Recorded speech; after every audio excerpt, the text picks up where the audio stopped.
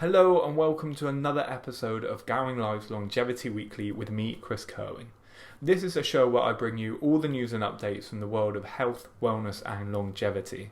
And today we've got three fascinating topics: the economics of slowing down ageing, the second Future of Longevity panel, and answering the question, how can you lose weight without losing muscle?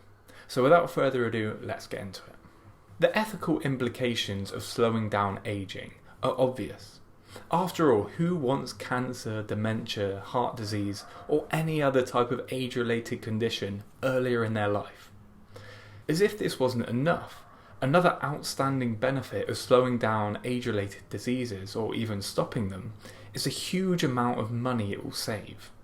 Now, in a recent paper published by David Sinclair, a well-known longevity researcher in the field, along with professors of economics Martin Ellison and Andrew Scott, decided to tackle this question and work out exactly how much money this would save.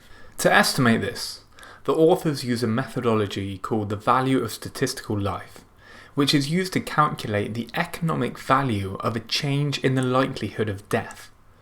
Suppose you ask 100 people how much they'd be willing to spend for a 1% absolute reduction in their risk of dying over the course of the next year. We would expect such a reduction to save one life in a sample of 100 people. Therefore, if those 100 people had paid 100,000 between them, that would be the value of one statistical year of life.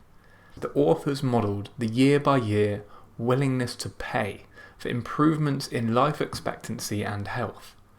This means that the economic value of each year of life declines with worsening health. More years of life means more years of economic value, while improved health expectancy means that the years of life are worth more for longer.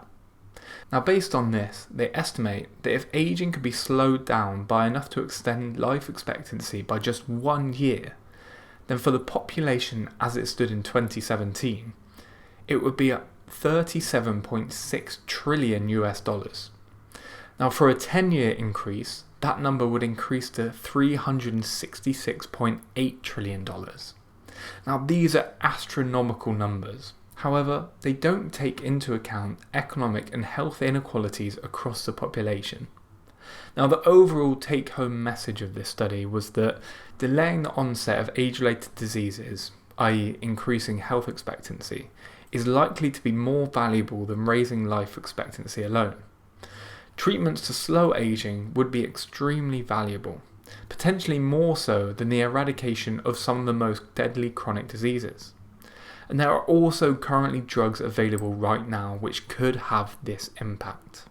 Now, recently, my colleague Avi Roy, alongside Nathan Cheng and Laura Minkini, hosted the second Future of Longevity panel, which assembled some of the brightest minds that are currently working on reversing aging.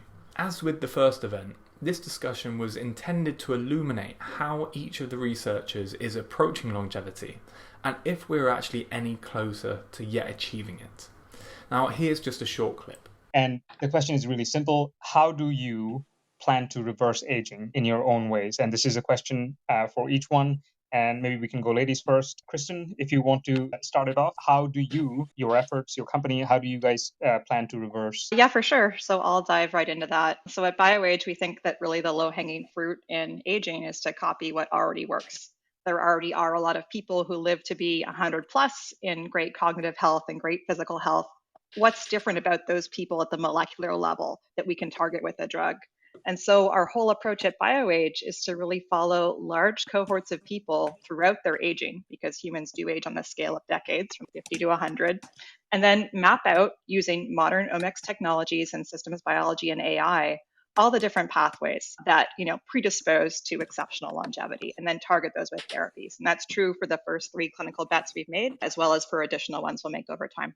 So thanks again to everyone who was involved with that. As you can see, it really was a coming together of some of the greatest minds in our field at the moment, and it was hugely valuable for them all to share their insights into the future of longevity.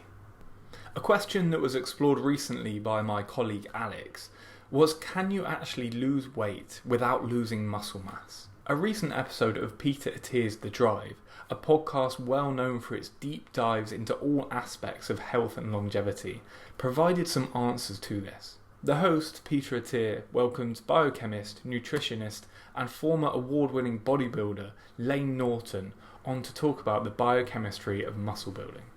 Now, Lane explained that the lower body fat percentage you have, the harder it is to lose weight whilst maintaining muscle mass.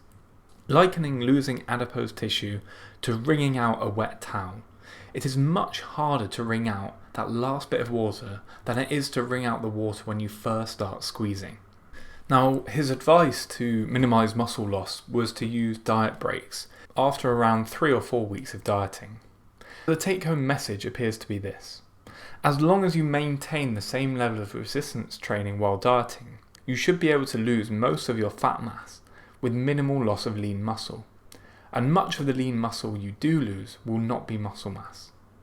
It may be possible to fast and still gain or at least maintain muscle mass, but this is probably not optimal if your only goal is to build muscle.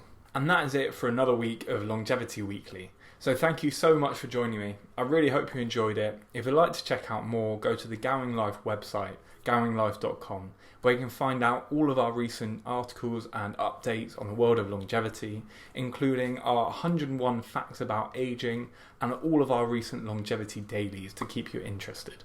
So thanks again for watching. I hope you have a great week, and I'll see you again next time. Goodbye.